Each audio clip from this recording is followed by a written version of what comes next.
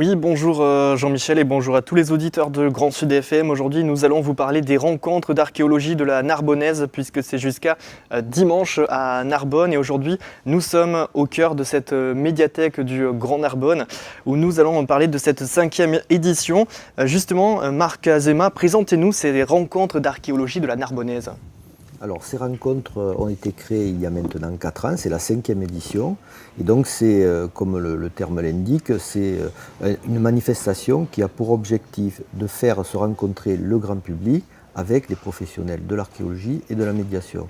Donc, à partir de là, le cœur des rencontres, ça correspond à un festival du film documentaire. Mais depuis quelques années, nous avons greffé d'autres petites manifestations annexes, comme un prix des lycéens, un prix des collégiens qui permet de faire participer le jeune public donc, à cette manifestation. Et également, nous primons un grand prix d'archéologie à l'occasion de la journée de samedi, donc qui est une première en France en matière littéraire. Et nous associons aussi d'autres supports, comme la bande dessinée, et également une journée professionnelle qui a été créée à cette occasion et que nous espérons reporter chaque année. C'est un festival qui grandit petit à petit, que vous essayez de faire grandir d'année après année. Justement, quelles sont les nouveautés que l'on va pouvoir découvrir ? Alors, les nouveautés, ce que je voulais rajouter également, c'est qu'il y a également des conférences, un cycle de conférences assez riche qui permet aussi de balayer certains aspects de l'archéologie avec de grands chercheurs qui sont présents. Et les grandes nouveautés, alors la principale grande nouveauté cette année, c'est la création d'un prix des collégiens. L'année dernière, nous avons créé le prix des lycéens, cette année le prix des collégiens. Et également, une seconde création assez importante, moi qui me tient particulièrement à cœur, parce que je suis moi-même réalisateur et archéologue, et travaillant depuis 25 ans maintenant dans ces deux secteurs, j'ai toujours eu envie justement de mieux travailler avec les gens des médias et de l'autre côté, mieux travailler avec les archéologues pour faire des films ou d'autres choses liées au musée, etc. Et donc je pense qu'il y avait un besoin aussi de créer une rencontre professionnelle qui permettait de faire se converger dans ces deux professions et qui permet de débattre auprès des professionnels qui seront présents, mais également du grand public, des problématiques liées aux nouvelles technologies et de l'archéologie. Donc des journées qui sont greffées aux journées grand public et qui permettent à l'avenir aussi d'envisager ces rencontres comme quelque chose entre guillemets très sérieux et très porté vers l'avenir. Donc c'est un festival qui permet à tout le monde de se rassembler, des plus petits aux plus grands, également en passant par les professionnels. On peut rajouter également que c'est un événement gratuit, donc ça on le souligne et on va le répéter au fur et à mesure de cette émission. Quels sont pour vous les temps forts de ce programme, Marc Azéma ? Alors les temps forts, c'est vrai que toutes les après-midi, nous avons une sélection de films documentaires qui viennent de France et également de l'étranger, qui reflètent un peu l'actualité de l'archéologie sur l'année en cours. C'est un festival qui a lieu chaque année, donc c'est un peu un panorama entre guillemets d'une sélection qui peut refléter les meilleurs films pour nous, enfin pour le jury qui les a sélectionnés.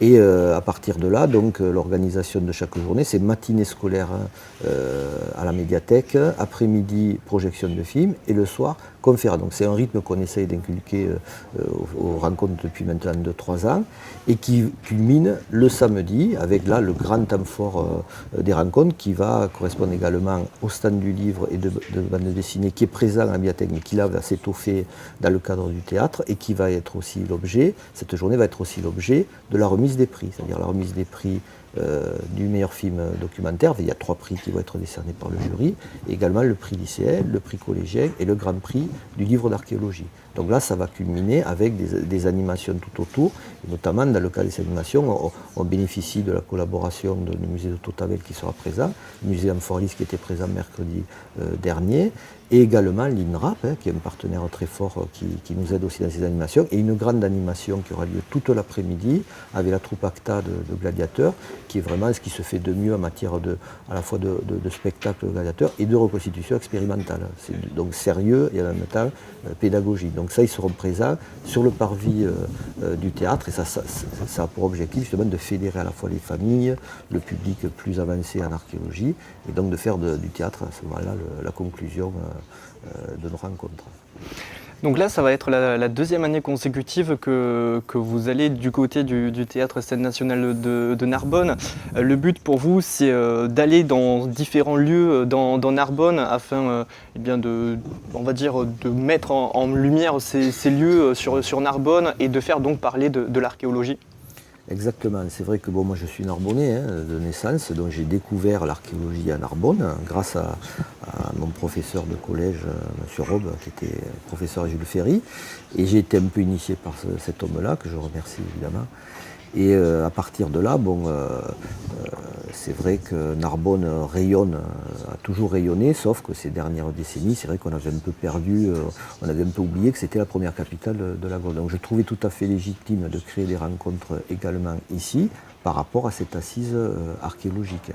Donc c'est vrai que ça permet de faire rayonner la ville. Donc c'est tout à fait logique qu'on ait plusieurs lieux sur la ville. Donc on a le cœur qui est la médiathèque, mais également donc le théâtre qui permet de conclure en beauté ces rencontres, mais également on a la MJC, la salle de cinéma de la MJC qui est en action pendant 3 jours pour les collégiens, et également la salle des synode le vendredi, donc dans le cadre du Palais des Archevêques, qui est le théâtre de cette fameuse journée professionnelle. Donc voilà, progressivement, l'idée c'est vraiment de s'étendre sur la vie, de voir ces rencontres un peu plus précisément, qu'elles soient plus accessibles par rapport à tous les publics, et évidemment à travers aussi le Grand Narbonne. Donc c'est vrai que dans l'hiver, on peut faire aussi, on a fait par le passé des projections dans des villages, et c'est vrai que notre ambition par rapport à l'avenir, c'est aussi de rayonner sur l'ensemble de l'agglomération.